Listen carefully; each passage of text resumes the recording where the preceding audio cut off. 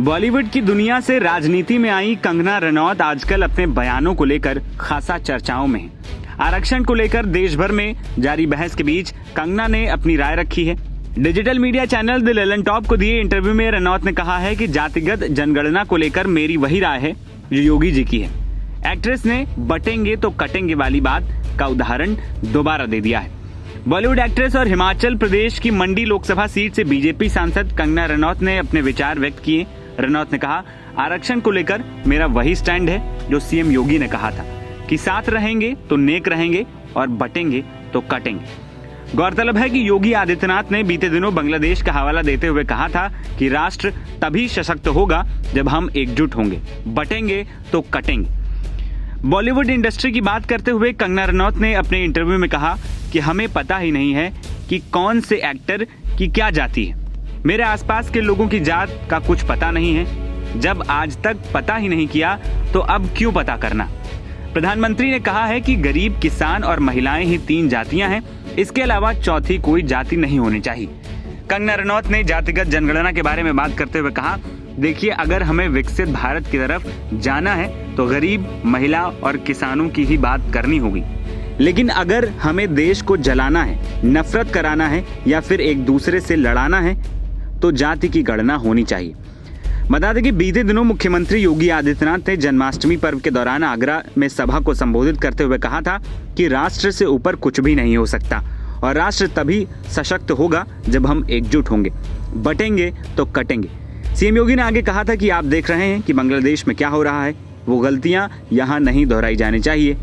बटेंगे तो कटेंगे, एक रहेंगे तो नेक रहेंगे। राष्ट्र से बढ़कर के कुछ नहीं हो सकता, कुछ नहीं हो सकता।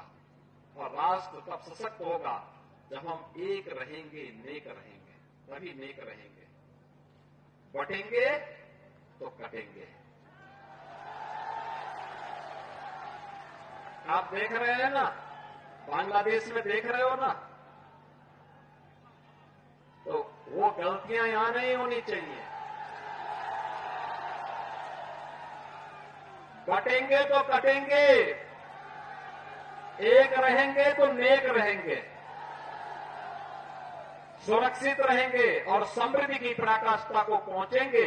हमें विकसित भारत की संकल्पना को साकार करने के लिए कार्य करना है। मैं एक बार फिर से राष्ट्रवीर दुर्गादास राठौर जी के इसी चरणों में कोटि कोटि नमन करते हुए, आज उनकी भव्य प्रतिमा यहां पे लगी है।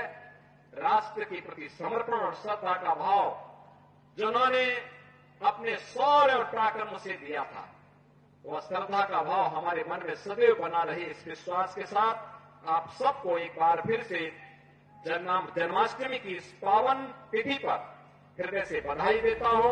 वहीं दूसरी ओर बीते दिन कंगना रनौत ने किसानों पर एक विवादित बयान दिया था। भाजपा सांसद कंगना रनौत ने एक साक्षात्कार में दावा किया था कि किसानों के विरोध के दौरान भारत में बांग्लादेश जैसी अराजकता हो सकती थी। बाहरी ताकतें अंदरूनी लोगों की मदद से हमें बर्बाद करने की योजना बना रही। अगर हमारे नेतृत्व की दूरदर्शिता नहीं होती तो वे सफल हो जाते। उन्होंने आगे कहा कि 2020 के किसान आंदोलन का जिक्र करते हुए कि बांग्लादेश में जो हुआ वो यहाँ होते हुए भी देर नहीं लगती अगर हमारा शीर्ष नेतृत्व सशक्त नहीं होता। यहाँ जब किसान प्रदर्शन हुए, वहाँ लाशें लटकी थी, वहाँ रेप हुए, पूरा देश चौंक गया। वो किसान आज भी वहाँ हैं, लौटे नहीं। उन्होंने वापस जाने का कभी सोचा ही नहीं। वे लंबी प्लानिंग से आए हैं, जैसी बांग्लादेश में हुई। कंगना के इस बयान पर बीजेपी ने नाराजगी जताई थी और पार्टी को उनके बयान से अलग कर लिया था, जिसके बाद कंगना ने बयान पर माफी भी मांगी। एनबीटी ऑनलाइन की रिपोर्ट।